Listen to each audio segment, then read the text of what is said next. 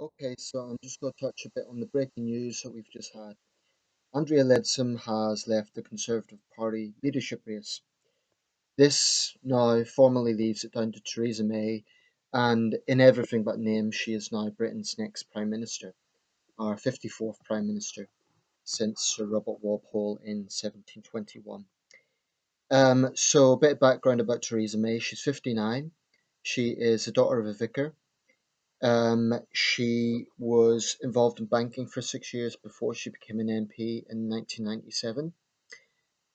She has been Home Secretary for 6 years, which, for the benefit of my international viewers, is traditionally seen as one of the most powerful jobs in the country. It's one of the traditional four great offices of state, along with Prime Minister, Chancellor of the Exchequer, Home Secretary, Foreign Secretary.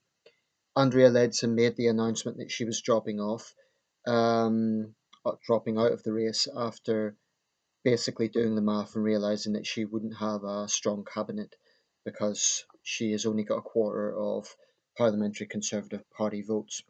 Graham Brady, who is the chairman of the 1922 committee, which is a powerful sort of committee within the Conservative Party, they make a lot of big internal decisions, has said that there will be no rerun of the leadership race, so no other candidates can throw their name into the ring now.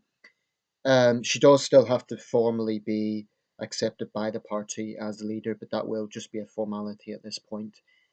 It doesn't mean that she becomes prime minister immediately. David Cameron will still stay in the role for some time. I don't know the exact time frame of this, but he has indicated that he wants to go to the G20 in Hangzhou, which, unless I'm mistaken, is either in August or September.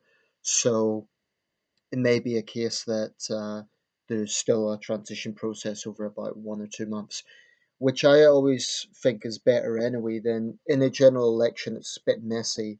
A prime minister loses a general election and he or she literally has to leave the door on the same day. I've always felt there should be some sort of transition period. Obviously, with this, it's a bit different. It's not a general election. So Theresa May hasn't been voted in by the wider public. Um, she has mixed appeal. On one hand, she's seen as a hard worker, a safe pair of hands. She comes across as intelligent, level-headed, but she also said to lack charisma. Now that shouldn't be important, but in this day and age, it can be an asset. To her credit, she has risen above apparently the chattering circles and gossip, i.e., in you know bars and restaurants in London among some of her colleagues, which would be a good thing. I think you need that in a leader. You need someone rising above all the petty internal party squabbles. So that would automatically make her a strong leader. She has stood up to the police federation. I've made a lot of videos recently about the situation in America. Just for my American and other international viewers, the police federation is sort of a body that um, looks after police issues. It's kind of the police's trade union, the closest equivalent, though they don't have a de facto trade union. Um, so she's had quite a tense relationship with them. That's both good and bad. Good because you need someone who is willing to speak out and speak out against injustice. On the other hand, it's important that a prime minister or home secretary has a good working relationship with police services. Um, there will be something made of the fact that she is our second woman prime minister, but obviously that's not quite as big a news in itself as the first woman prime minister, who of course was Margaret Thatcher back in 1979. One observation: Britain today is now virtually dominated by women. Theresa May will be the new prime minister. I wouldn't be surprised if Andrea Leadsom has made her chancellor, because Andrea Leadsom has an economic background. Leanne Wood is the leader of the Welsh Nationals. I don't know if she's First Minister or not, but she's influential within Welsh politics. Nicola Sturgeon, of course, First Minister of Scotland. Arlene Foster is the new First Minister of Northern Ireland.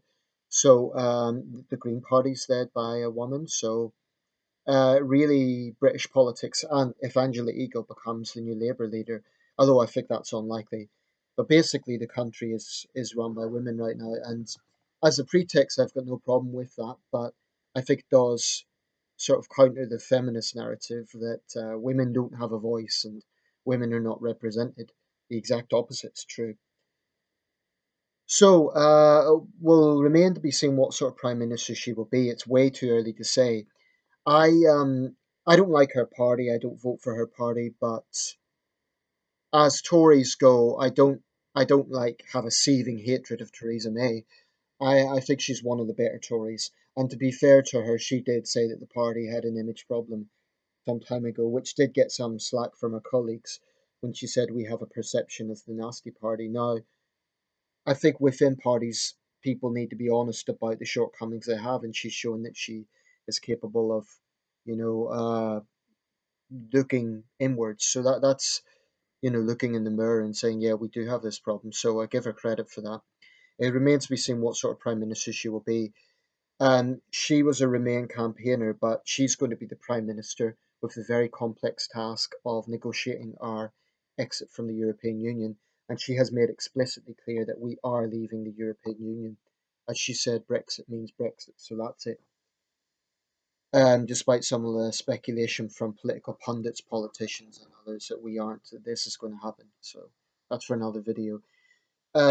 One thing I do dislike though is some of her positions on immigration. Not that she's tough on immigration, that's nothing wrong with that, but some of the ways that she has went about it. For example, I don't think that EU nationals in Britain should be used as a bargaining chip, and that's something that she still needs to address.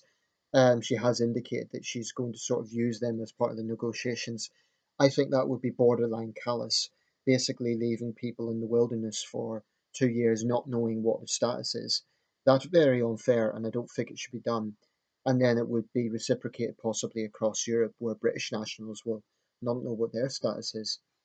Um, Another area I don't like is there's I think it's a £36,000 threshold. If you're a mixed couple, let's say you're a British national and you have a partner from another country, and you're married and you come to the UK, under her time as Home Secretary, that was made difficult, and there was this threshold set for £36,000, i.e., one of the people had to be earning £36,000.